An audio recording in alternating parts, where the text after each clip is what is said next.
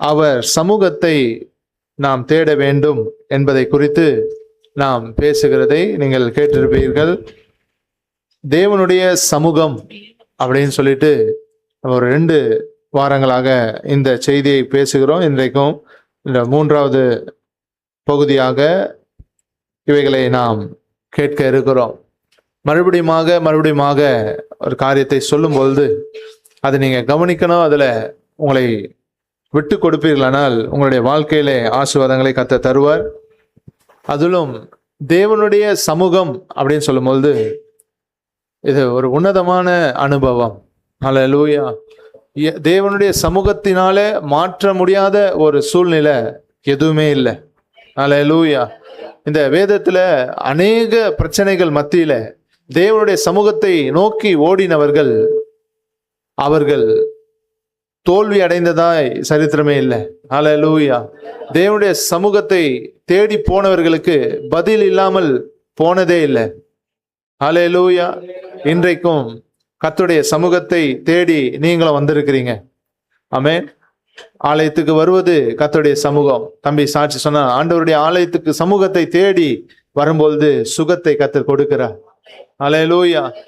அற்புதங்களை கர்த்தர் செய்வார், சாட்சிகளை உண்டாக்குவார், நல்ல வேலையை தருவார், எதிர்காலத்தை கர்த்தர் ஆசீர்வதிப்பார், காரியங்களை கர்த்தர் மாற்றுவார். அவருடைய சமூகம் ஆச்சரியமானது. தேவனுடைய சமூகம் நாம் எந்த நேரமும் அனுபவிக்க கூடிய ஒன்று. நாம நினைக்கிறோம், நிறைய பேர் நினைக்கிறாங்க ஒரு தனி அறையில மட்டும்தான் கிடைக்கும் அப்படின்னு நம்ம நினைக்கக்கூடாது. இல்லை ஒரு பெரிய கூட்டத்தின் மத்தியில தான் கிடைக்கும் அப்படின்னு நினைக்க கூடாது. இல்லை ஒரு தேவ மனுஷன் நடத்தும் போது தான் கிடைக்கும் அப்படின்னு நினைக்கக்கூடாது. இது எல்லாமே உண்மைதான். ஆனால் எந்த நேரமும் எந்த நேரத்திலும் எந்த சூழ்நிலையிலும் தேவனுடைய சமூகத்தை நாம் அனுபவிக்க கர்த்தர் வழியை வைத்திருக்கிறார். அவர் ஆயத்தமாய் இருக்கிறார். ஆண்டவருடைய சமூகத்தை நாம் அனுபவிக்க வேண்டும். வேலை செய்யும் போது கூட அவருடைய பிரசன்னத்தை நாம் அனுபவிக்க நம்மை நாம் விட்டு கொடுக்க வேண்டும். வேலை செய்கிறோம் அப்படின்னு சொன்னா வீட்டு வேலையோ சமையல் வேலையோ எந்த வியாபாரமோ எப்படிப்பட்ட காரியங்கள் இருந்தாலும் தேவனுடைய சமூகம் உங்களை நிரப்ப நீங்கள் எப்பொழுதும் ஆயத்தமா இருக்கணும். அவருடைய சமூகம், அவருடைய பிரசன்னம் உங்களை நிரப்புமானால் அது உங்களுடைய வாழ்க்கையை தலைகீழாக மாற்றும். நிறைய நான் ஏற்கனவே இந்த 2 செய்தியிலும் சொன்ன சில குறிப்புகளை நான் மறுபடியும் சொல்லி இந்த காரியங்களுக்குள்ளே போக விரும்புகிறேன். நிறைய கிறிஸ்தவர்கள் இழந்து போன ஒரு முக்கியமான அனுபவம் என்ன அப்படின்னா, ஆண்டவருடைய சமூகத்துல நேரத்தை செலவிடாமல் போனதே. நமக்கு இருக்கிற நிறைய பிரச்சனைகளுக்கு முக்கியமான காரணம் தேவனுடைய சமூகத்தை தேட வேண்டிய அளவுக்கு நாம் தேடாமல் இருப்பதே.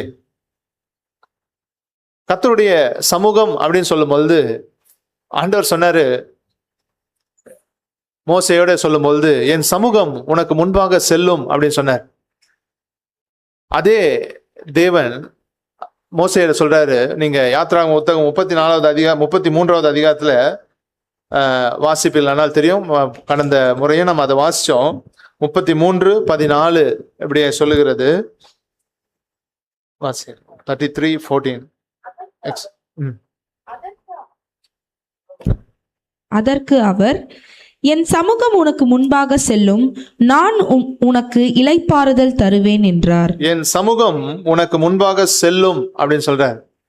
இந்த வார்த்தையை கேட்கும்போது நம்ம சொல்லுவோம், ரொம்ப சந்தோஷப்படுவோம். உண்மைதான், ஆண்டவருடைய சமூகம் எனக்கு முன்னாடி செல்லும் அப்படின்னு ஆண்டவர் சொல்லியிருக்காரு. ரொம்ப சந்தோஷம்தான். ஆனால் இன்னும் இதுல மேலான ஒரு அனுபவம், ஆண்டவரை சந்தோஷப்படுத்தக்கூடிய ஒரு அனுபவம் இருக்குது. என் சமூகம் உனக்கு முன்பாக செல்லும் அப்படின்னு சொல்லும்போது நாம சந்தோஷப்படுவோம். ஆனா ஆண்டவரை நீங்க சந்தோஷப்படுத்தக்கூடிய ஒரு விஷயம் இருக்குது. என்ன தெரியுமா? ஆண்டவர் சொல்றாரு 34வது அதிகாரம் 2வது வசனத்துல 34:2, விடியற் காலத்தில் நீ ஆயத்தமாகி சீனாய் மலையில் ஏறி அங்கே மலையின் உச்சியிலே காலமே என் சமூகத்தில் வந்து நில். காலமே என் சமூகத்தில் வந்து நில் அப்படின்னு சொல்ற. ஆண்டவருடைய சமூகத்தை ஆசையாக தேடி ஓடி அவர் முன்னாடி போய் நிக்கணும். ஹல்லேலூயா, ஹல்லேலூயா. அவர் விரும்பி நம்ம கூட இருக்கிறது, நாம அவரை எவ்வளவு விரும்புறோமோ அதை பொறுத்து தான் இருக்குது. அவருடைய சமூகத்தை நாம் எந்த அளவுக்கு விரும்புகிறோமோ அந்த அளவுக்கு தான் அவருடைய சமூகம் நம்ம கிட்ட இருக்கும், நம்மோடு கூட இருக்கும். ஹல்லேலூயா, ஹல்லேலூயா. அவருடைய சமூகம் தர முடியாத ஒரு ஆசீர்வாதம் இல்லவே இல்லை. ஹல்லேலூயா. அவருடைய சமூகத்தில் நித்திய ஆனந்தம், மகிழ்ச்சி, பேரின்பம் உண்டு. ஹல்லேலூயா. கர்த்தர் உங்களை ஆசீர்வதிப்பாராக. அவருடைய சமூகம் எவ்வளவு மேன்மையான ஒரு சமூகம். எந்த காரியங்களா இருந்தாலும், சந்தோஷமோ துக்கமோ நல்ல செய்தியோ கெட்ட செய்தியோ நீங்க ஷேர் பண்ணக்கூடிய ஒரு இடம் அவருடைய சமூகம். அவருடைய பாதத்துல நாம் காரியங்களை கொண்டு போய் வைக்கலாம். ஒருவேளை உங்க வாயை திறந்து நீங்க சொல்ல முடியாத காரியங்களா கூட இருக்கலாம், ஆனால் உங்களுடைய இருதயத்திலிருந்து அவைகளை அது எடுக்கும். ஹல்லேலூயா, ஹல்லேலூயா. நீங்க போய் நின்னாலுமே உங்களுடைய எண்ணம், உங்களுடைய இருதயத்துல இருக்கிறத எல்லாம் அந்த சமூகம் பார்த்து கொள்ளும். ஹல்லேலூயா. தேவனுடைய சமூகம் உன்னதமான சமூகம். இப்படிப்பட்ட தேவனுடைய சமூகத்தை குறித்து நாம் அறிய வேண்டும். தேவனுடைய சமூகம், தேவனுடைய பிரசன்னம் அப்படின்னு சொல்லும்போது இந்த ரெண்டு காரியங்களும் இன்றைக்கு சேர்த்து தான் நாம யோசிக்கணும். ரெண்டுமே ஒரு இடத்துல சில இடங்கள்ல வித்தியாசமான அர்த்தங்களை கொடுத்தாலும், இந்த நாள்ல அவருடைய சமூகம் அப்படின்னு வரும்போது அவருடைய பிரசன்னம், அவருக்கு முன்பாக இருக்கிறது அப்படின்ற ஒரு அனுபவத்தை நாம் மனதுல வைத்து கவனிக்கணும்.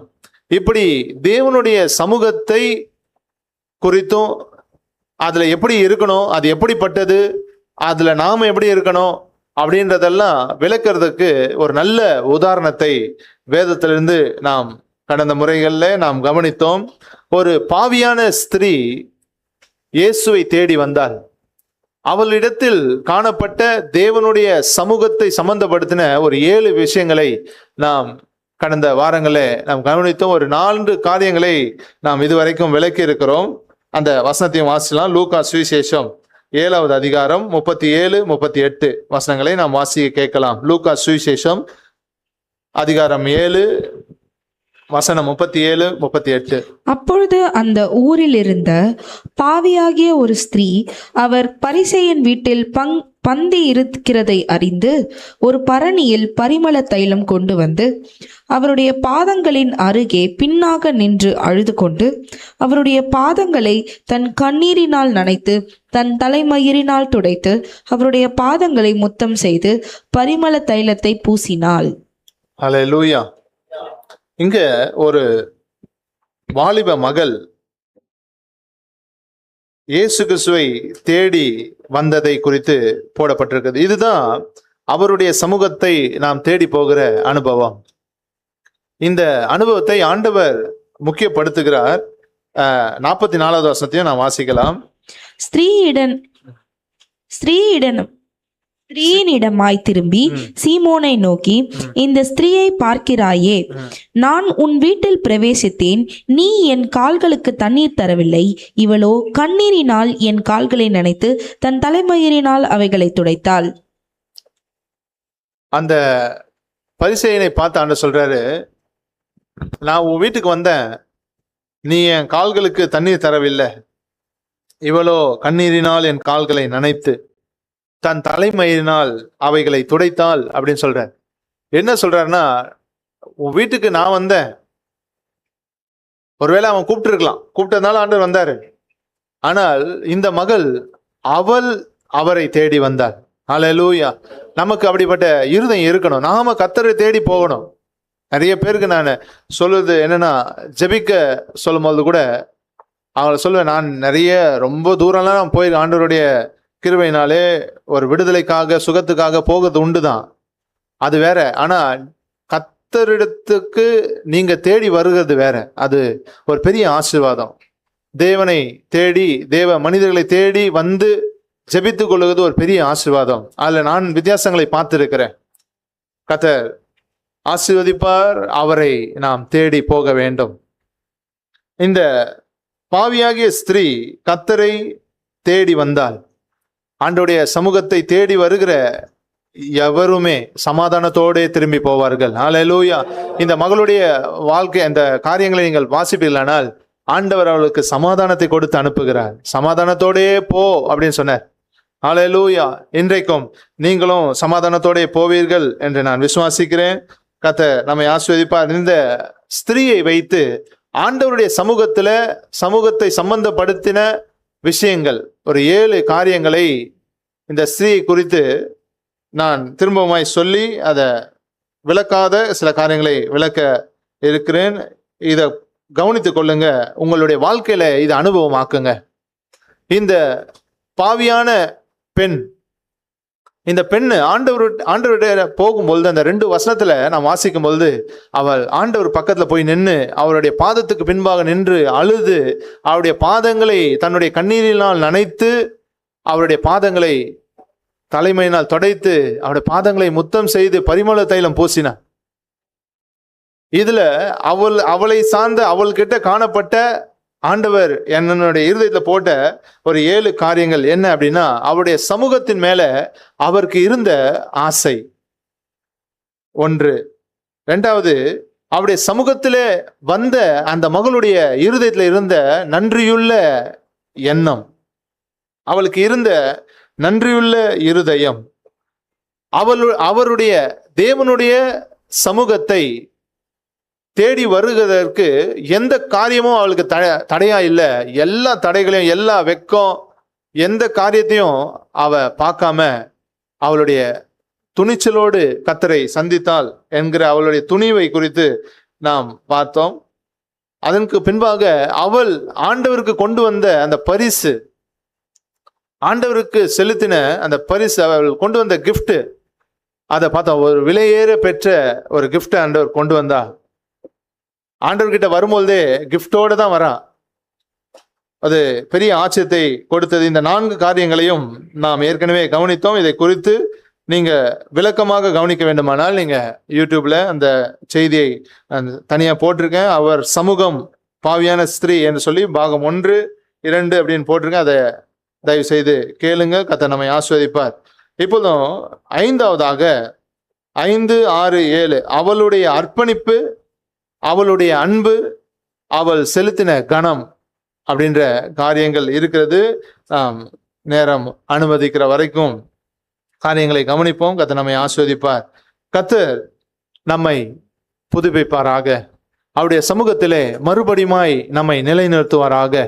இன்றைக்கு ஒருவேளை தேவனுடைய சமூகத்தை உங்களுடைய வாழ்க்கையில நீங்கள் இழந்திருப்பீர்களானால் நான் விசுவாசிக்கிறேன், அவருடைய சமூகத்தினாலே, அவருடைய பிரசன்னத்தினாலே உங்களை அவர் நிரப்புவார். அவருடைய சமூகத்தை நித்தமும் தேடுங்கள்.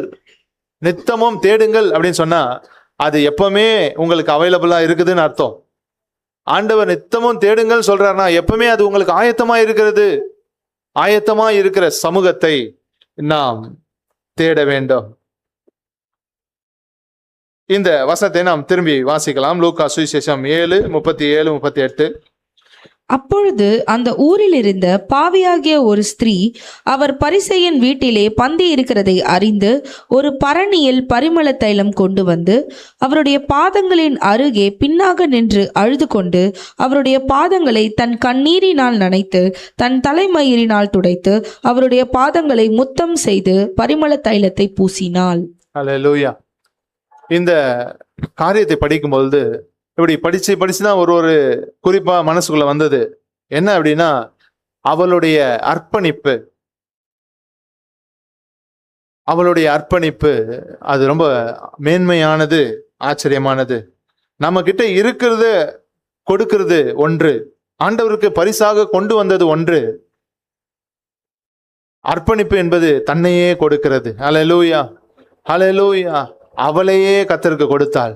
அவருடைய மேன்மையானவைகளை கர்த்தருக்காக கொடுத்தாள். பெண்களுக்கு நாம் அறிவோம், மேன்மையானது அவருடைய தலைமயிர். அந்த தலைமயிரினால ஆண்டவருடைய பாதத்தை அவள் துடைத்தாள். அல்லேலூயா. அவருடைய பாதத்தில் ஆண்டவருக்கு முத்தம் கொடுத்தாள். தன்னையே அவள் அர்ப்பணித்தாள் என்பதை அவளிடத்திலிருந்து நாம கற்றுக்கொள்ளணும். ஆண்டவருடைய சமூகத்தை தேடுகிற விரும்புகிற தேவ ஜனமே, உங்களை நீங்கள் அர்ப்பணிக்க வேண்டியது ரொம்ப முக்கியம்.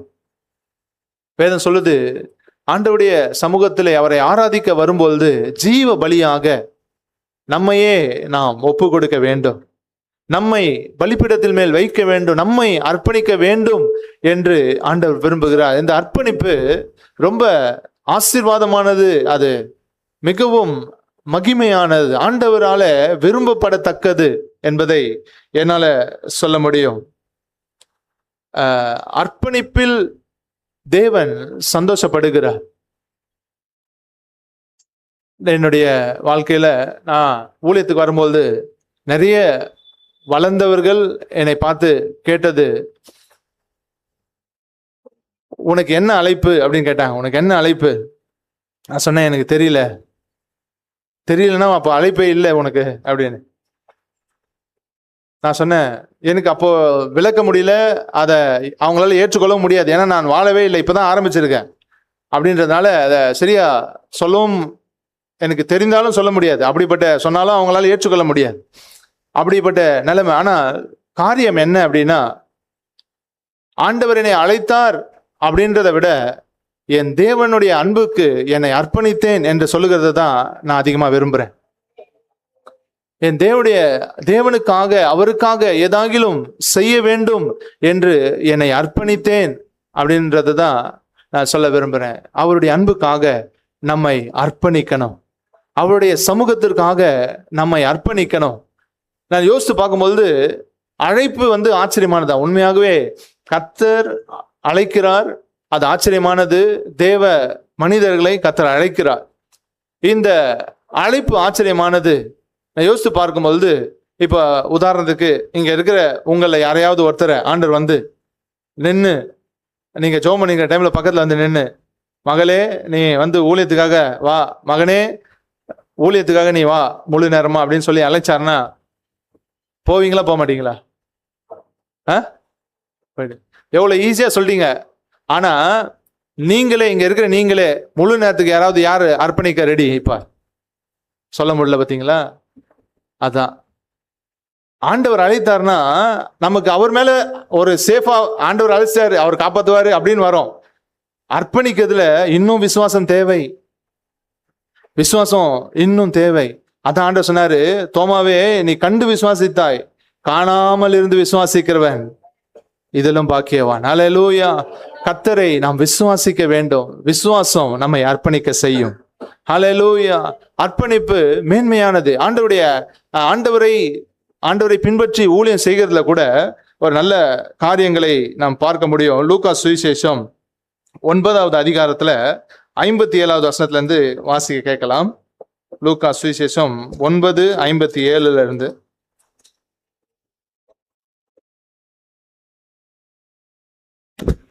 அவர்கள் வழியிலே போகையில் ஒருவன் அவரை நோக்கி, ஆண்டவரே, நீர் எங்கே போனாலும் உம்மை பின்பற்றி வருவேன் என்றான். இங்க ஒரு 3 விதமான கூட்டங்களை நாம் பார்க்க முடியும். ஆண்டவரை பின்பற்றி செல்ல விரும்புகிற ஒரு 3 விதமான கூட்டம். முதல்ல ஒருத்தர் சொல்றான், ஆண்டவரே நீர் எங்கே போனாலும் உம்மை பின்பற்றி வருவேன் அப்படின்னு சொல்றான்.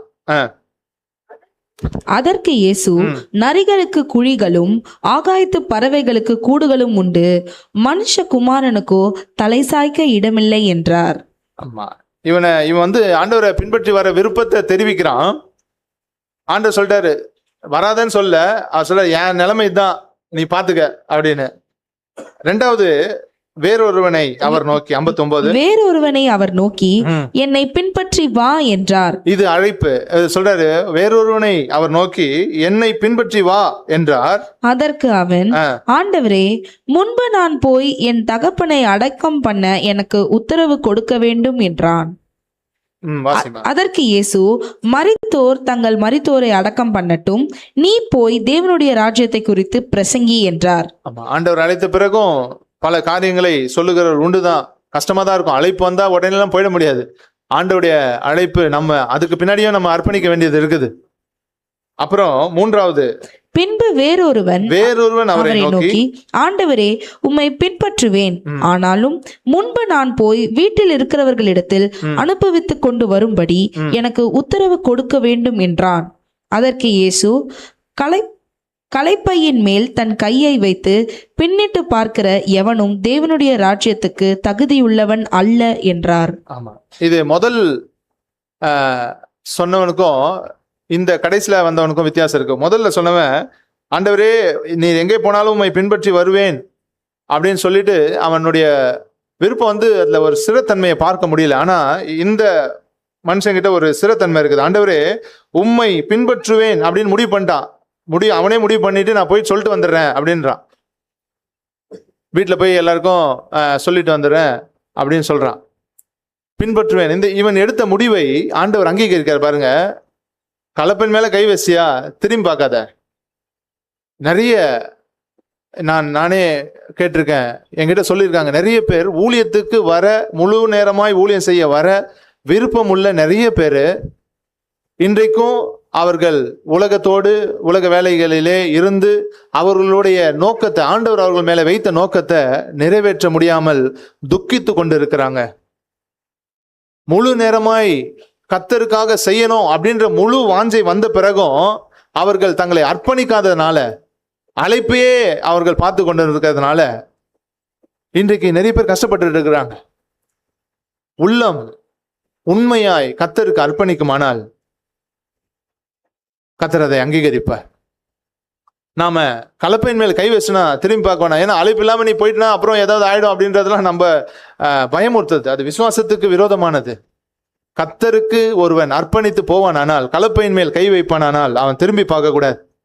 திரும்பி பார்க்கலனா தேவனுடைய ராஜ்யத்துக்கு அவன் ஏற்றவன் அப்படின்னு வேதம் சொல்லுது.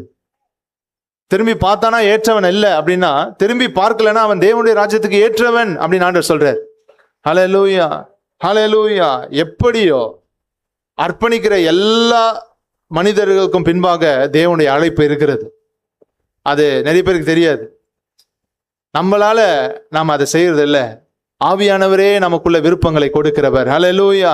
அவருடைய மறைமுகமான அழைப்பு சில நேரங்கள் இருக்கும், சிலருக்கு நேரடியான அழைப்பு இருக்கும். ஏன்னா அவ்வளோ ஸ்ட்ராங்கா இருப்பாங்க சிலர், அதனால நேரடியாக சந்திக்க வேண்டியது இருக்கும். விசுவாசத்துக்கு ஏதுவாக ஆவியானவருக்கு தங்களை முழுமையாய் விட்டு கொடுக்கிறவர்களுக்கு தேவ ஆவியாலே அழைப்பு உண்டாகிறது. ஹல்லேலூயா. கர்த்தர் நல்லவர். நாம் கர்த்தருக்கு மேன்மையானதை கொடுக்கணும். பாஸ்டர் சாம்சன் ஐயா சொன்னார் ஒரு முறை, ஊழியம் செய்ய முழு நேரமா வந்துட்டேன் அப்படின்னா, ஏன் அப்படின்னு கேட்டா, வேலை தேடி பார்த்தேன், வேலையே கிடைக்கல, அதனால ஊழியத்துக்கு வரேன் அப்படின்னு சொல்லிட்டு. சரி, அதுக்கப்புறம் உண்மையா இருந்தால் செய்யட்டும், ஆண்டவருடைய ஊழியம் கர்த்தர் நடத்துவார். ஆனால் நாம் மேன்மையானவைகளை கர்த்தருக்கு கொடுக்கணும். அவருக்கு கொடுக்கிற அளவுக்கு மேன்மையான ஒன்று இல்லவே இல்லை. ஆனா நம்மளை பொறுத்த வரைக்கும் நம்ம கிட்ட இருக்க மேன்மையானவைகளை அவருக்கு நாம் கொடுக்கணும். ஹல்லேலூயா. நீங்க காயின் ஆபேல் அவர்களுடைய காரியங்களை பார்க்கும் பொழுது தேவன் ஆபேலையும் அவன் காணிக்கையும் அங்கீகரித்தார் என்று வாசிக்கிறோம். அதுல நீங்க காயின் ஆபேலை பார்க்கும் பொழுது, நம்மளுக்கு சண்டே கிளாஸ் எல்லாம் சொல்லி கொடுத்ததுல பார்த்தா ஆபேல் ரொம்ப நல்ல தங்கமான ஆளு, காயின் பயங்கரமான ஆளு, அப்படிதான் நம்ம படிச்சிருப்போம். ஒரு வேத வல்லுனர் அவைகளை இப்படியே சொல்றாரு, வாசிக்கலாம். ஆதியாகம புத்தகம் 4வது அதிகாரம்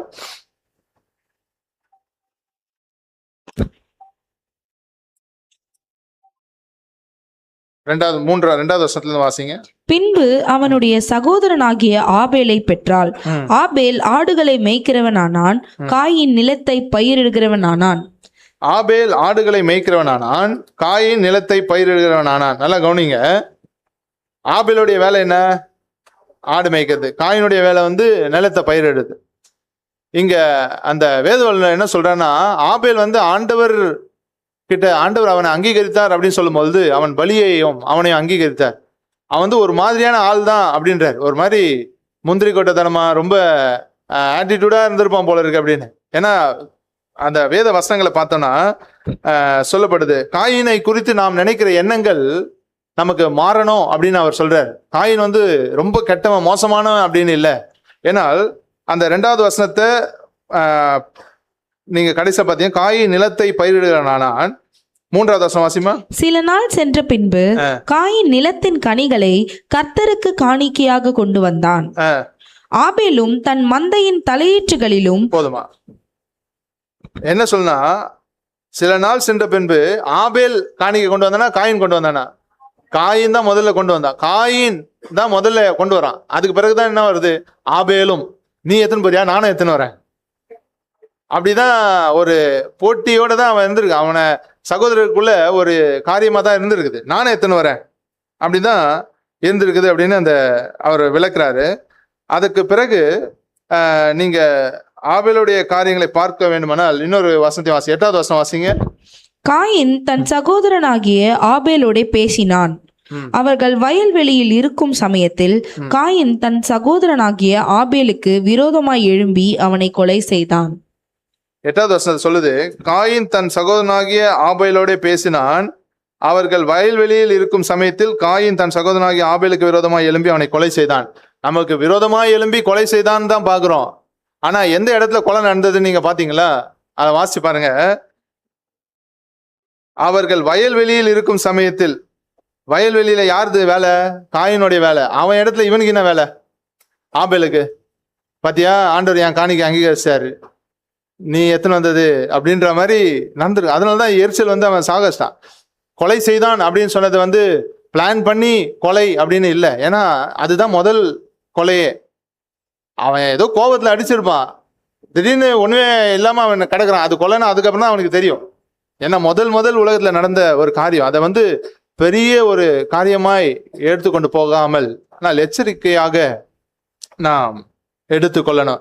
சரி, காரியங்கள் இப்படி இருக்குது. ஆனா ஏன் ஆண்டவர் ஆபேலையும் அவன் காணிக்கையும் அங்கீகரித்தார் அப்படின்னா, நீங்க எபிரேய நிருபத்துல எபிரேய நிருபம் 11:4 வாசிப்பீர்களானால்,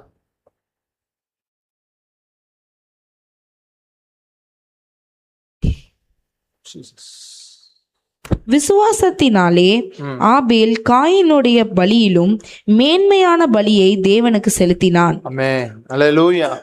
இங்க மேன்மையான பலியாக எது மாற்றுது அப்படின்னா விசுவாசம். அல்லேலூயா. நம்முடைய ஒழுக்கங்கள், நம்முடைய காரியங்கள் இதெல்லாம் பர்ஃபெக்டா இருந்தாலும், நல்ல குணங்களோ காரியங்களோ எல்லாம் நல்லா இருந்தாலும், தேவனை பிரியப்படுத்துகிறது விசுவாசமே. அல்லேலூயா. விசுவாசத்தினாலே ஆபேல் தேவனுக்கு மேன்மையான பலியை செலுத்தினான் என்று சொல்லுகிறது. நமக்கு பிரியமானதை நாம் கொடுக்க நினைக்கிறோம், ஆண்டவருக்கு பிரியமானதை நாம் கொடுக்கிறோமா? அதுதான் ரொம்ப முக்கியம். ஏன் ஆண்டவர் ஆபேலை அங்கீகரித்தார் அப்படின்னா, அவனுடைய காணிக்கையை அங்கீகரித்தார் அப்படின்னா, இப்போ 2 பேர் எனக்கு கிஃப்ட் எடுத்துன்னு வர்றாங்கன்னு வச்சுங்களேன். ஒரு ட்ரெஸ் எடுத்துன்னு வர்றாங்க, நல்ல சூப்பர் குவாலிட்டியான ஒரு ஷர்ட்டு, செம்ம டிசைன், ரொம்ப அழகான டிசைன் ஒரு ஷர்ட்டு. இன்னொருத்தர் ஒரு ஒயிட் ஷர்ட் எடுத்துன்னு வர்றாரு. எனக்கு எது ஆப்டாக இருக்கும்? நான் எவ்வளோ அழகாக இருந்தாலும் அதை எடுத்துக்க முடியாது. ஸோ எனக்கு பிரியமானது, எனக்கு ஏற்றதுன்னு ஒன்று இருக்குது, அதனால அது அங்கீகரிக்கப்படுகிறது. இது வாங்காததுனால அங்கீகரிக்கப்படல அப்படி இல்லை அர்த்தம். எப்படின்னா, நான் அதை தான் யூஸ் பண்ண முடியும். அப்ப தேவனுக்கு பிரியமானவைகளை நாம் கொடுக்க நாம கவனம் செலுத்தணும். கர்த்தருக்கு பிரியமானது இன்னதென்று சோதித்து பாருங்கள் அப்படின்னு வசனம் சொல்லுது. நாம நினைக்கிறவைகளை நிறைய பேர் பொருத்தனை அப்படின்ற பேர்ல நிறைய தவறுகளை செய்கிறாங்க. நான் அடிக்கடியே சொல்லுகிறது எப்தாவை குறித்து நியாயாதிபதிகள் புத்தகத்துல நாம் வாசிக்கிறோம். அவன் தேவனுக்கென்று ஒரு பொருத்தனை பண்ணினான். அந்த வசனங்களை வாசிக்கலாம். 11வது அதிகாரம் 38. அதற்கு அவன் போய் வா என்று அவளை 2 மாதத்திற்கு பொருத்தனை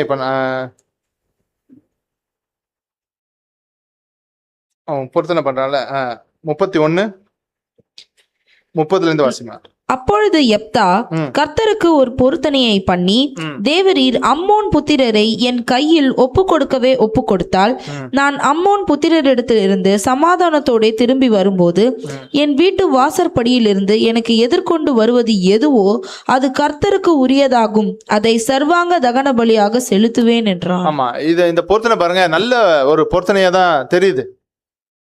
ஆனால் அதே மாதிரியே அவன்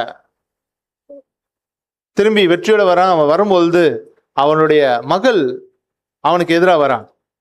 வந்தவனே அதே போல அவன் சொன்னது போலவே அவளுடைய மகளை அவன் பலியாக செலுத்தினான் அப்படின்னு தான் வேதம் சொல்லுது. இது கரெக்டா தப்பா அப்படின்னா தப்பு. ஏன் இந்த தப்பு நடந்தது? ஆண்டவருக்கு பொருத்தனை பண்ணியதை தானே செஞ்சான் அப்படின்னு சொன்னா, ஆண்டவர் கேட்டாரா அப்படின்றது ரொம்ப முக்கியம். ஆண்டவர் அதை கேட்டாரா? இல்லை. ஆண்டவர் சொல்லாததை நம்மளே ஒன்று நிர்ணயிச்சுக்க கூடாது.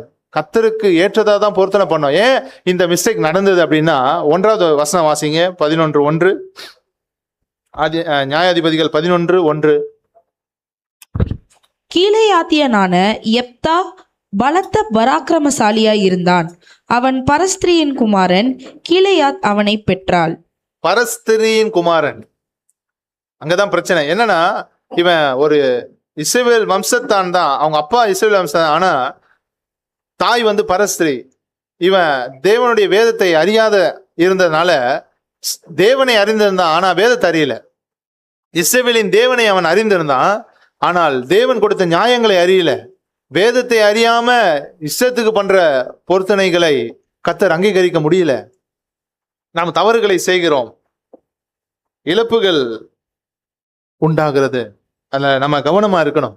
கர்த்தருக்கு பிரியமானவைகளை கர்த்தருக்கு நாம் கொடுக்க வேண்டும். உங்களுடைய நேரம் அவருக்கு ரொம்ப பிரியம், உங்களுடைய குணங்கள் அவருக்கு ரொம்ப பிரியம், உங்களுடைய சுபாவங்கள் அவருக்கு ரொம்ப பிரியம். இதை கர்த்தருக்கு கொடுங்க. எதோ நான் செய்யறேன், காசு கொடுக்கிறது ஆண்டவருடைய காரியம், ஆண்டவருக்கு நல்லதுதான். ஆனால் அதை காட்டிலும் உங்களுடைய நேரத்தை அவருக்கு கொடுங்க. வேதத்தோடு அவருடைய சமூகத்துல நேரத்தை செலவு செய்யுங்க. மேன்மையானவைகளை கர்த்தருக்காக அந்த மகள் கொடுத்த அவளுடைய தலைமயிரை, அந்த மகிமையை அவருடைய பாதத்துக்கு கொண்டு வந்துட்டான். ஹல்லேலூயா, ஹல்லேலூயா. கர்த்தர் உங்களோடு கூட பேசுவாராக. மேன்மையானவைகளை கர்த்தருக்கு கொடுப்போமாக. கர்த்தர் நம்மை ஆசீர்வதிப்பார்.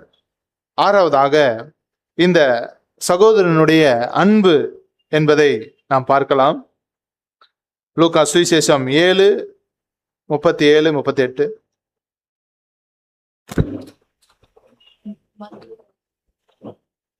அப்பொழுது அந்த ஊரில் இருந்த பாவியாகிய ஒரு ஸ்திரீ அவர் பரிசேயன் வீட்டிலே பந்தி இருக்கிறதை அறிந்து ஒரு பரணியில் பரிமள தைலம் கொண்டு வந்து அவருடைய பாதங்களின் அருகே பின்னாக நின்று அழுது கொண்டு அவருடைய பாதங்களை தன் கண்ணீரினால் நனைத்து தன் தலைமயிரினால் துடைத்து அவருடைய பாதங்களை முத்தம் செய்து பரிமள தைலத்தை பூசினாள். ஆமென்.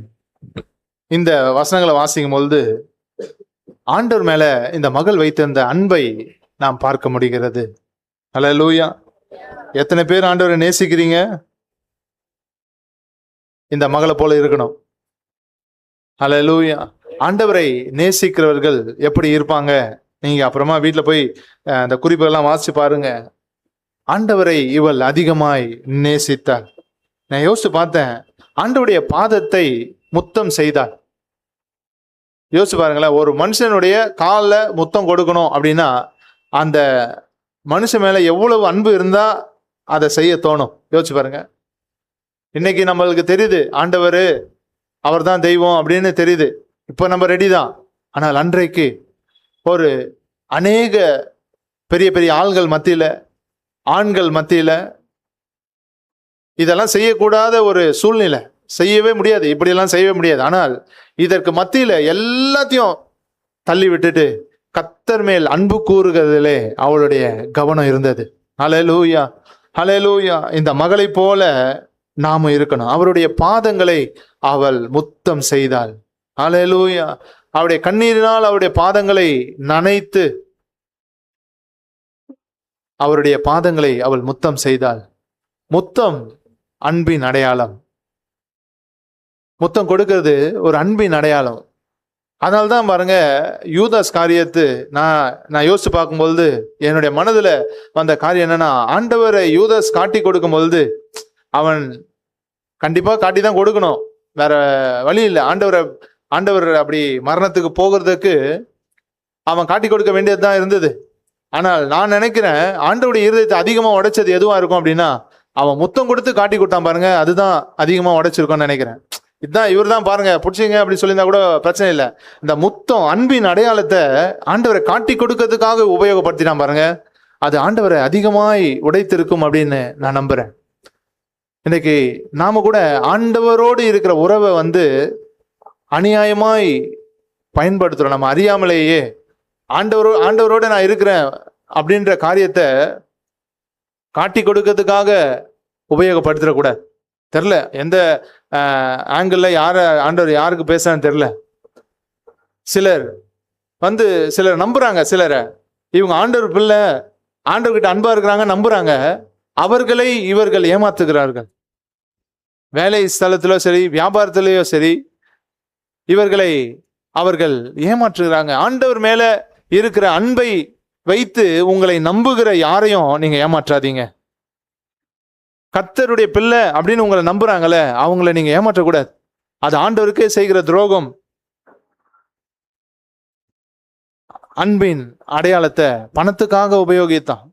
நிறைய பேர் என்கிட்ட சொல்லுவாங்க, பிரதர் அவர் ஒரு கிறிஸ்டின் பிரதர், ஒரு கிறிஸ்டின், அவர்கிட்ட காசை கொடுத்தேன், அவரு இப்படி ஏமாத்திட்டாரு. ஒரு வியாபாரத்துல அவர் கிறிஸ்தவ பேர் வசனம்லாம் போடுவாங்க, ஆனா ஏமாத்துறாங்க. தயவு செய்து அப்படி செய்யாதீங்க. கர்த்தரை துக்கப்படுத்துகிற காரியம் இருக்கக்கூடாது. கர்த்தரை நாம் நேசிப்போம், ஆனால் நாம இழந்தாலும் பரவாயில்ல, அவருடைய அன்பை காப்பாற்றணும். ஹல்லேலூயா, ஹல்லேலூயா. நாம இழந்தாலும் அவருடைய அன்புக்காக நிற்கணும். ஏமாத்துற காரியம் இருக்கக்கூடாது. கர்த்தரை துக்கப்படுத்துகிற காரியம் நம்மிடத்தில் இருக்குமானால் அதை நம்ம விட்டு விடுவோமாக. அநேகர் அவருடைய அன்பை சேதப்படுத்தி கொண்டிருக்கிறார்கள். எந்த ஒரு காரியத்துக்காகவும், எந்த லாபத்துக்காகவும், ஆதாயத்துக்காகவும் கர்த்தருடைய அன்பை நாம விட்டு விடவே கூடாது. இந்த யூதாஸ் பின்பாக அவன் யோசித்து மனம் திரும்பினான். நினைச்சு பார்த்து அவன் அழுதான், ஆண்டவருடைய அன்பை காட்டி கொடுத்துட்டேனே குற்றமில்லாதவரை என்று சொல்லி. இன்றைக்கும் நாம் மனம் திரும்புவோம், கர்த்தர் நம்மை ஆசீர்வதிப்பார்.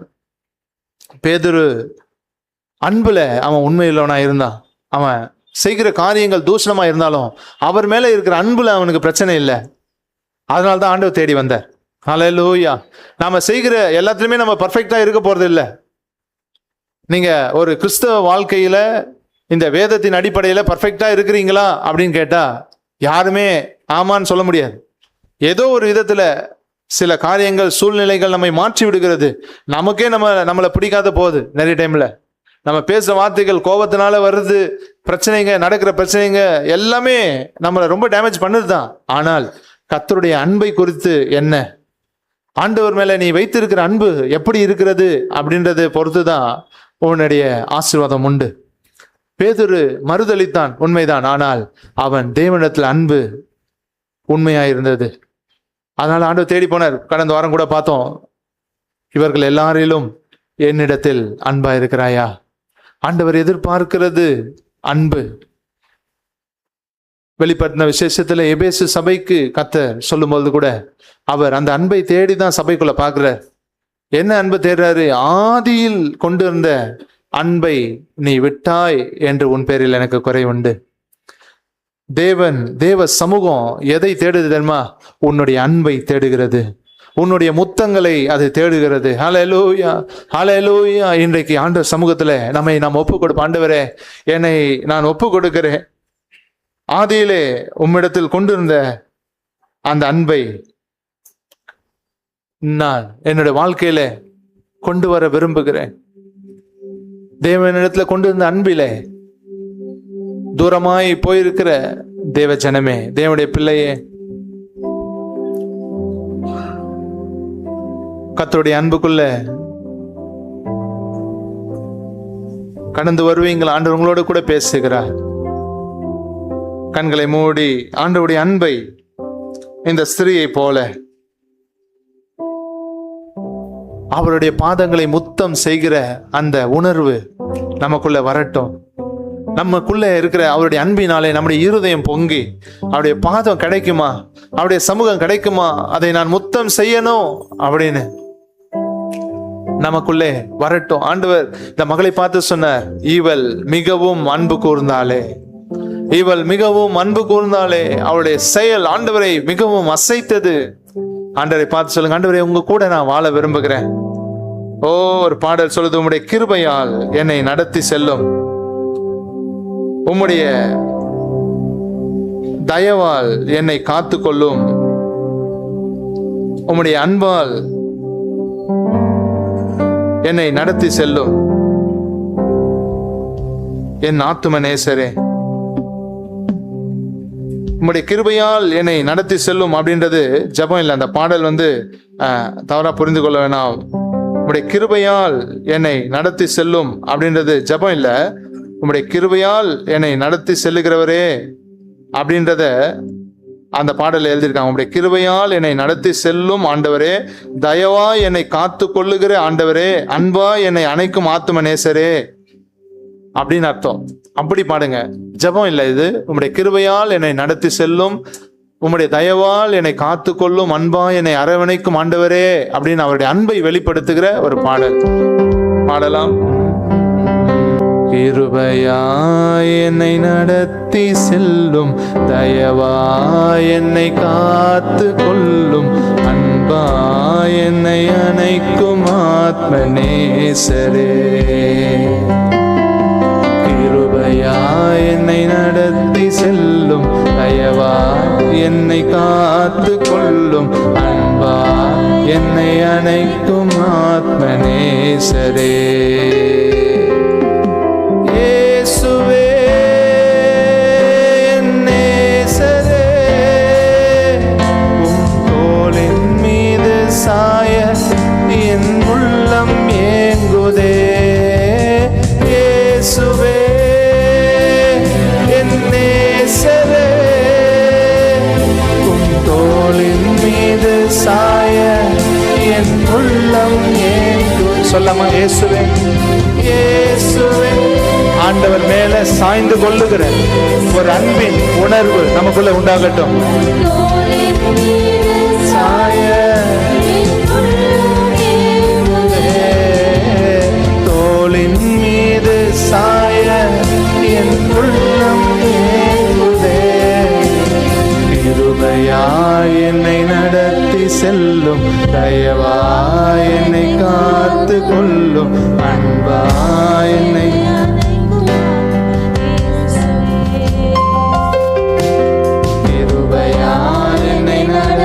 செல்லும், என்னை காத்து கொள்ளும், அன்பாய் என்னை அணைக்கும் ஆத்ம நேசரே. உம்மை பற்றி கொண்டு உமக்காக வாழ்ந்திட, உம் பாத சுவடை தினமும் தொடர்ந்திட, உம்மை பற்றி கொண்டு உமக்காக வாழ்ந்திட, உம் பாத சுவடை தினமும் தொடர்ந்திட, உமக்குள்ளே மறைந்திட, உம்மேலே படர்ந்திட, உமக்குள்ளே மறைந்திட, உம்மேலே படர்ந்திட, இந்த உலகை வெறுத்து உம்மோடு இணைந்திட, இந்த உலகை வெறுத்து உம்மோடு இணைந்திட. நான் சொல்லமா? இயேசுவே இயேசுவே என் நேசரே, உம் தோளின் மீது சாய என் உள்ளம் ஏங்குதே. உண்மையாய் சொல்லமா? இயேசுவே. அவருடைய தோள்கள் மேலே இன்பமாக எல்லா கவலையும் மறந்து உனக்காக ஒரு நேசர் இருக்கிறார். அவர் இயேசு கிறிஸ்து. அவர் ஆத்தும நேசர். அவருடைய தோள்களிலே நீ சாய்வாயானால் உன்னுடைய இருதயத்திற்கு இளைப்பாறுதல், உன்னுடைய ஆத்துமாவுக்கு மகிழ்ச்சி. அல்லேலூயா.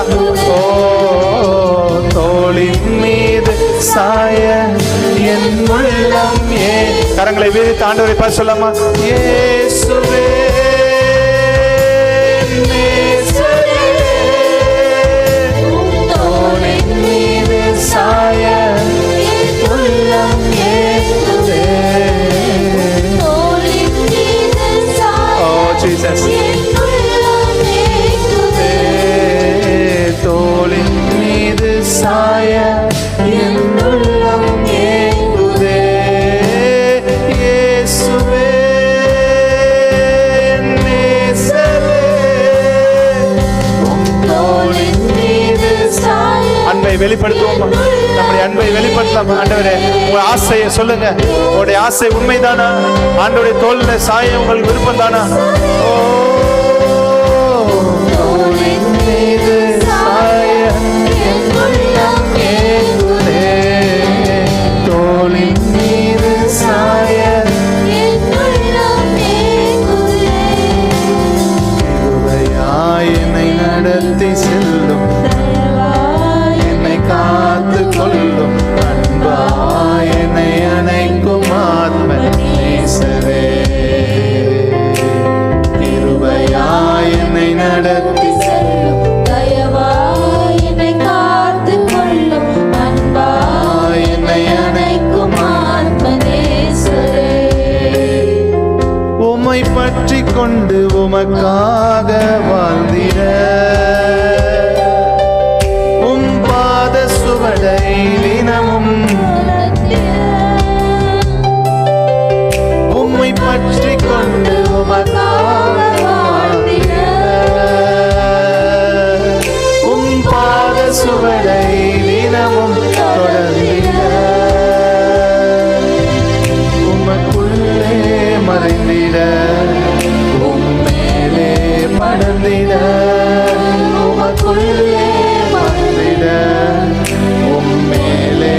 நடந்திட இந்த உலகை வெறுத்து உம்மோடு இணைந்திட இந்த உலகை வெறுத்து உம்மோடு இணைந்திட இந்த உலகை வெறுத்து இந்த உலகை வெறுத்து உம்மோடு இயேசுவே உம்மோடு கூட நான் இணைய விரும்புகிறேன் இந்த உலகை வெறுத்து உம்மோடு இணைந்திட சொல்லலாமா இயேசுவே இயேசுவே நேசரே உம் தோளின் மீது சாய என் உள்ளம் ஓ அன்பின் தேவனே என்னை அரவணைக்கிறவரே கிருபையால் என்னை காத்துக் கொள்ளுகிறவரே ஓ தயவால் என்னை அணைத்துக் கொள்ளுகிறவரே ஓ அன்பினால் என்னை அணைக்கும் தெய்வமே உம்முடைய அன்புக்காக நான் ஏங்குகிறேன் என்று சொல்லலாமா? உம்முடைய அன்பு என்னை நிரப்பட்டும், உம்முடைய அன்பினால் என்னை நிரப்புங்க. உம்முடைய சமூகத்தை நான் தேடி வருகிறேன், உம்முடைய சமூகத்தை நான் இழந்து விட்டேன் ஐயா. உம்முடைய சமூகத்தினாலே உம்முடைய சமூகத்தின் மகிழ்ச்சினாலே என்னை நிரப்போ. உம்முடைய சமூகத்தை விட்டு என்னை தள்ளாமலோ, உம்முடைய பரிசுத்த ஆவியை என்னை விட்டு எடுத்துக் கொள்ளாமலோ. தோளின் மீது சாய என் உள்ளம் ஏங்குதே.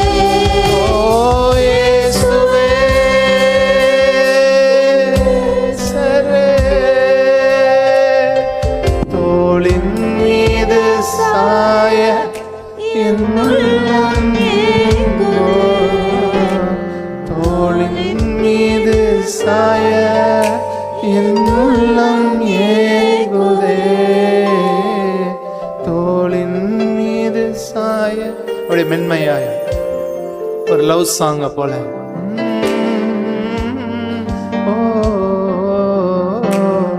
தோளின் மீது சாய உங்களுடைய இருதயமும் ஆண்டவரும் தோளின் மீது சாய உங்க மார்புல கைகளை வைத்துக் கொண்டு உண்மையாய் அன்போட கண்ணீரோட ஆண்டவருடைய தோள்கள் மேல கட்டி அணைத்து ஆண்டவரை கட்டி பிடித்து அவருடைய பாதத்துல அல்லேலூயா நமக்காக ஜீவனை கொடுத்தவர், நம்ம மேல உயிரே வைத்து கொண்டு இருக்கிறவர், நம்முடைய அன்பை எதிர்பார்க்கிற நல்ல தேவன் அவர். மக உன்னுடைய இள வயதின் பக்தியை நான் அறிந்திருக்கிறேன், உன்னுடைய அன்பை நான் அறிந்திருக்கிறேன். மக உன்னுடைய ஆதி அன்பை நான் அறிந்திருக்கிறேன். நீ அன்புல குறைவுள்ளவன் இல்லை. ஓ அந்த அன்பின் இடத்துல நீ ஓடிவா. ஓ ஹல்லேலூயா ஹல்லேலூயா. என் உள்ளம் ஏங்குதே. ஹல்லேலூயா ஹல்லேலூயா ஹல்லேலூயா ஹல்லேலூயா ஹல்லேலூயா ஹல்லேலூயா. அவருடைய அன்புக்கு நம்ம அர்ப்பணிப்போமாக. ஓ ஹல்லேலூயா. கிருபையாய் நம்மை நடத்துகிறவர், தயவாய் நம்மை காக்கிறவர், அன்பாய் நம்மை அரவணைக்கிறவர். இவரை விட வேற நமக்கு என்ன வேண்டும்? அவருடைய சமூகத்தை தவிர வேற ஒன்று நமக்கு வேண்டாம். ஹல்லேலூயா ஹல்லேலூயா ஹல்லேலூயா ஹல்லேலூயா. அவருடைய அன்புக்காக கரங்களை தட்டி ஆண்டவருக்கு நன்றி சொல்லாமா? உங்களுடைய அன்பு பெரியது, உங்களுடைய அன்பு பெரியது ஐயா. உங்களுடைய அன்பு எனக்கு போதும். ஹல்லேலூயா ஹல்லேலூயா.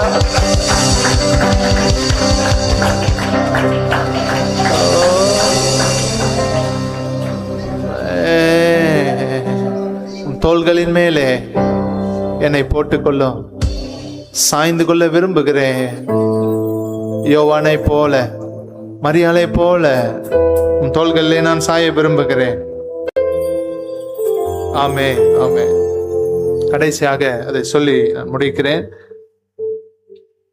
அவளுடைய அர்ப்பணிப்பை நாம் பார்த்தோம், அவளுடைய அன்பை நாம் பார்த்தோம், அவள் செலுத்தின கணம், ஆண்டவருக்கு அவள் செலுத்தின கணம். நீங்க அந்த வசனத்தை வாசிப்பில், ஆனால் ஆண்டவருக்கு எந்த அளவுக்கு அவள் கணம் செலுத்தினாள் என்று நம்மளை பார்க்க முடியும். இப்படி இந்த குறிப்போடு நீங்க அந்த வசனத்தை வாசிக்கும் போது கவனிங்க, எந்த அளவுக்கு ஆண்டவருக்கு அவள் கணத்தை செலுத்தினாள் என்று பார்க்கலாம். வாசிமா. அப்பொழுது அவன் அந்த ஊரில் இருந்த பாவியாகிய ஒரு ஸ்திரீ அவர் பரிசேயன் வீட்டில் பந்தி இருக்கிறதை அறிந்து ஒரு பரணியில் பரிமள தைலம் கொண்டு வந்து அவருடைய பாதங்களின் அருகே பின்னாக நின்று அழுது கொண்டு அவருடைய பாதங்களை தன் கண்ணீரினால் நனைத்து தன் தலைமயிரினால் துடைத்து அவருடைய பாதங்களை முத்தம் செய்து பரிமள தைலத்தை பூசினாள். ஹல்லேலூயா, ஹல்லேலூயா. அங்க அந்த கூட்டத்து நடுவுல ஆண்டவரை இவள் எவ்வளவாய் கனம் பண்ணினாள் அப்படின்னு நம்மளால பார்க்க முடியுது. இந்த நம்ம கவனிச்ச இந்த 7மே சேர்த்து தான் இந்த 7வது குறிப்புக்குள்ள வருது. கனம் பண்ணினாள் என்று சொன்னால் மொத்தமா அவருக்கு அவள் ஆராதனை செய்தாள். அவருக்கு அவள் ஆராதனை செய்தாள். அவரை நேசித்து ஆசையோட, பரிசோட, அர்ப்பணிப்போட, துணிச்சலோட, அன்போட அவரை ஆராதித்தாள். ஹல்லேலூயா, ஹல்லேலூயா. அவள் கர்த்தருக்கு, இயேசுவுக்கு செலுத்தின கனம் ஆச்சரியமானது.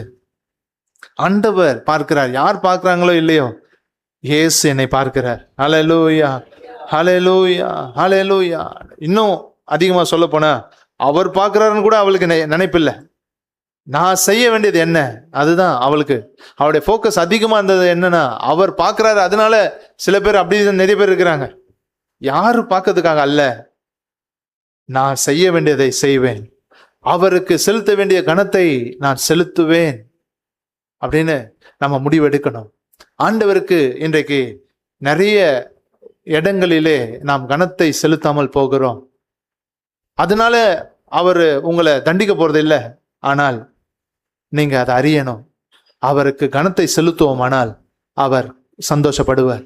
ஹல்லேலூயா, ஹல்லேலூயா. வேதவசனம் சொல், நான் பிதாவானால் என் கணம் எங்கே என்றாண்டு சொல்ற. எல்லா விதத்திலும் ஒரு ஆலயத்துக்கு வருகிறதுல கூட அவருக்கு கணத்தை செலுத்த முடியும். சரியான நேரத்துக்கு வருது ஒரு நல்ல கணம், ஆண்டவர் கொடுக்கிற கணம். அது எந்த அளவுக்கு உங்களுக்கு ஆசை இருக்குதோ அந்த அளவுக்கு நீங்க கணத்தை கொடுப்பீங்க. ஒரு மனுஷருக்கு எவ்வளவு மரியாதை கொடுக்கிறோமோ அந்த அளவுக்கு தான் அவர் அந்த இருக்கிற இடத்துல பெரியவர் அப்படின்னு அடையாளப்படுத்தப்படுவார். இப்போ ஒரு 10 பேர் இருக்கிறாங்கன்னா ஒருத்தருக்கு நிறைய மரியாதையை செலுத்தும் பொழுது, அவருக்கு நிறைய கணத்தை செலுத்தும் பொழுது இவர் பெரிய மனுஷன் அப்படின்னு தெரிய வருது தானாவே. அதே போல நம்முடைய வாழ்க்கையில நாம் கணத்தை ஆண்டவருக்கு கொடுக்கணும். ஹல்லேலூயா. நம்முடைய மகிமையை ஆண்டவருக்கு கொடுக்கணும். நம்முடைய ஆராதனையை கர்த்தருக்கு கொடுக்கணும். ஹல்லேலூயா. அவர் நல்லவர். ஹல்லேலூயா. அவர் துதிக்கு பாத்திர. அவருக்கு நாம் ஆராதனை செலுத்தணும். அவருக்கு நாம் கணத்தை செலுத்தணும். நாம் அவரை ஆராதிக்க வேண்டும். அவருக்கு மரியாதையை கொடுக்கணும், கணத்தை கொடுக்கணும். அவருக்கு பயப்படுகிற பயம் நமக்குள்ள இருக்கணும். பயப்படுகிற பயம் நான் பிசாசுக்கு பயப்படுற மாதிரி இல்லை, அவருடைய அன்புக்கு நாம் பயப்படணும். அவருக்கு கணம் கொடுக்கணும் அப்படின்றதுல நாம் பயமுள்ளவர்களா இருக்கணும். அப்படி நாம் இருப்போமானால் இந்த மகளை சமாதானத்தோட அனுப்பினவர் நம்மையும் சமாதானத்தோட அனுப்புவார். ஹல்லேலூயா. அவரை நேசிக்கிற எல்லாரையுமே கர்த்தர் உயர்த்துகிறார். அவருக்கு கணம் கொடுக்கிற ஒவ்வொருவரையும் கர்த்தர் உயர்த்துகிறார். ஹல்லேலூயா, ஹல்லேலூயா. அவருக்கு மகிமை செலுத்துகிற ஒவ்வொருவரையும் அவர் மகிமைப்படுத்துகிறார். ஹல்லேலூயா. அவர் நல்லவர், அவர் சர்வ வல்லவர். அப்படியே எழுந்து நின்று ஒரு சிறிய நன்றி கர்த்தருக்கு கணம் கொடுக்கும்படியாய் இதை அறிந்து கொள்ளுங்க. ஆண்டவர் உங்களோடு பேசுகிற காரியங்கள்ல அவருக்கு கொடுக்க வேண்டிய கணத்துல எதை நீங்க செலுத்தாம இருக்கிறீங்க?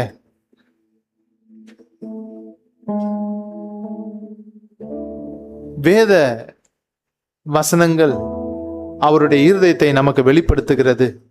அவர் சொல்லுகிற காரியங்கள்ல நாம் நடப்போமானால், அவர் சொல்லுகிற வழிகளிலே நாம் நடப்போமானால் அவரை கனப்படுத்துகிறோம். ஆண்டவர் சொன்னார், என்னிடத்தில் அன்பா இருக்கிறவன் என் கற்பனைகளை கை கொள்ளுகிறான். ஆண்டவரே, உம்மை நாங்கள் கனப்படுத்த விரும்புகிறோம். உமக்கு மகிமை செலுத்த விரும்புகிறோம். உம்மை ஆராதிக்க விரும்புகிறோம். உம்முடைய சமூகத்தை தேடி வந்திருக்கிறோம். அவருடைய சமூகத்தை தேடி வருகிற நாம் அவரை ஆராதிக்கிறவர்களாக இருக்கணும். ஹல்லேலூயா, ஹல்லேலூயா. அவரை ஆராதிக்க தான் நாம் அவருடைய சமூகத்துக்கு வரோம். நிறைய பேர் ஆராதனை நேரத்துல கூட வர்றதில்லை, ஆராதிக்கிற நேரத்துல கூட சபைக்குள்ள வர்றதில்லை. இவைகள் எல்லாம் அவருக்கு நாம் செலுத்துகிற கணம், அவருக்கு நாம் மரியாதை கொடுக்கிறோம், அவரை நாம் உயர்த்துகிறோம். ஹல்லேலூயா, ஹல்லேலூயா, ஹல்லேலூயா, ஹல்லேலூயா, ஹல்லேலூயா, ஹல்லேலூயா. கொஞ்ச நேரம் ஆண்டவருக்கு சோத்திரமெல்லாம் நல்ல தேவனுக்கு. ஹல்லேலூயா. துதி உமக்கே, கனம் உமக்கே, புகழும் மேன்மையும் ஒருவருக்கே. துதி உமக்கே, கனம் உமக்கே, புகழும் மேன்மையும் ஒருவருக்கே. துதி உமக்கே, கனம் உமக்கே, புகழும் மேன்மையும் ஒருவருக்கே. என் மன ஆழம் என்ன நீரறிவே, என் மன விருப்பங்கள் பார்த்து கொள்வே. என் மன ஆழம் என்ன நீரறிவே, என் மன விருப்பங்கள் பார்த்து கொள்வே. கூடிய பாதையில் உடன் வருவி, சொந்தித்த நேரங்களில் தினம் தருவி. கூடிய பாதைகளில் உடன் வருவி, சொந்தித்த நேரங்களில் பலன் தருவி. துதி உமக்கே, கனம் உமக்கே, புகழும் மேன்மையும் ஒருவருக்கே. துதி உமக்கே. உள்ளத்தின் ஆழத்திலிருந்து அவருக்கு கனத்தை கொடுக்கலாமா, மரியாதையை கொடுக்கலாமா, புகழ்ச்சி ஆராதனையை அவருக்கு செலுத்தலாமா? அவருடைய சமூகம் நம்மை நிரப்ப முடியாது. துதி உமக்கே, கனம் உமக்கே, புகழும் மேன்மையும் ஒருவருக்கே. துதி உமக்கே, கனம் உமக்கே,